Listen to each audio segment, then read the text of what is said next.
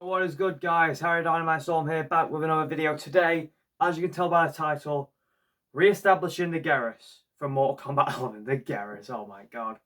Um, reason this is just to do his lore over because obviously he's a completely different character in this version. So let me just go over the original Geras character in the real MK11, then we'll go over my rewritten Geras. So the original Geras is a enforcer, the main primary enforcer for the main villain of MK11 himself, Chronica the Titan of Time. But Geras is nothing but a chump in the real MK11 because he loses so many bloody fights, it doesn't even make any sense. But in my MK11, here is the altered backstory for Geras. So Geras isn't the Titan of Time, but he is the Elder God of Time. And you see, he can rewind time to the point after the One Being's destruction. So the One Being is obviously defeated and split into the realms. Now, Geras doesn't make the realms. He just makes the aesthetic of the realms with his time. Obviously his time alteration. And if he restarts the timeline too far back to the point of the One Being, the realms will be destroyed. So Geras decided he doesn't want to ruin the realms. He wants to save the realms by keeping the balance of good and evil 50-50. But he decides he's going to keep the One Being's defeat intact in every timeline. So yeah, that's me establishing the One Being still as a threat, because if you go back in time and alter that point, the timelines will go to shit and the realms will go to shit. So Geras knows how much of a threat he is because Geras himself has fought in the One Being, or not fought the One Being, but was with the Elder Gods to defeat him. And then Geras' actual main plot of obviously him during the events of MK1, 2, 3, 4, and obviously the original timeline. Obviously, he created that one. He created all the timelines mostly.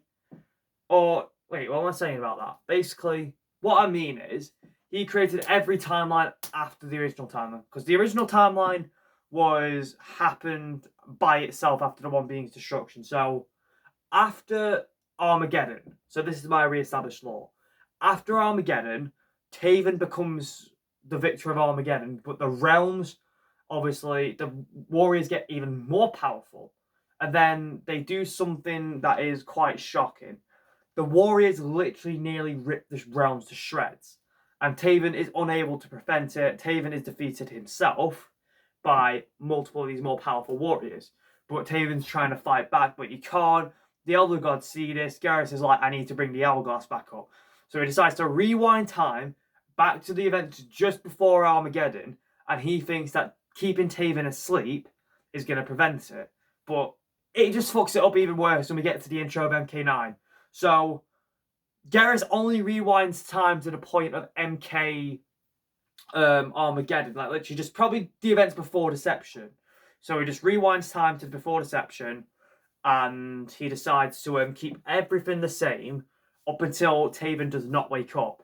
And then he decides he's going to wait for the victor of Armageddon to see who it is. He fingers crossed that it's either Liu Kang, Kung Lao, or Raiden, but it turns out to be Shao Kahn. And then Raiden sends his vision back in time, but because Geras rewound time to Deception, I don't know how this happens. This is a sloppy thought, but Geras is able to somehow fuck the MK1 timeline up. So it's like random warriors, so Nightwolf, Cyrax, Sector. Basically, everyone who was in the MK9 intro was somehow, some way, the timeline got fucked up to the point where they showed up.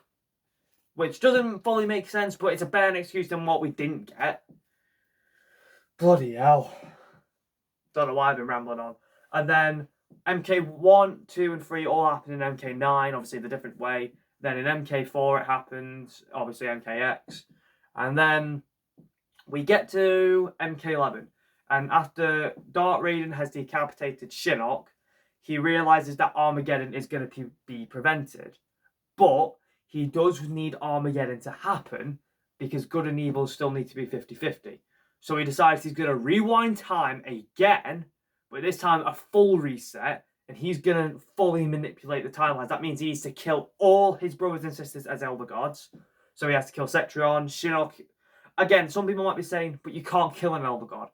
You can kill an Elder God if an Elder God kills the Elder God, or, obviously, as you'll see in the story, someone super powerful with a lot of sorcery and a lot of strength can kill an Elder God, but it takes a lot of energy and a lot of concentration.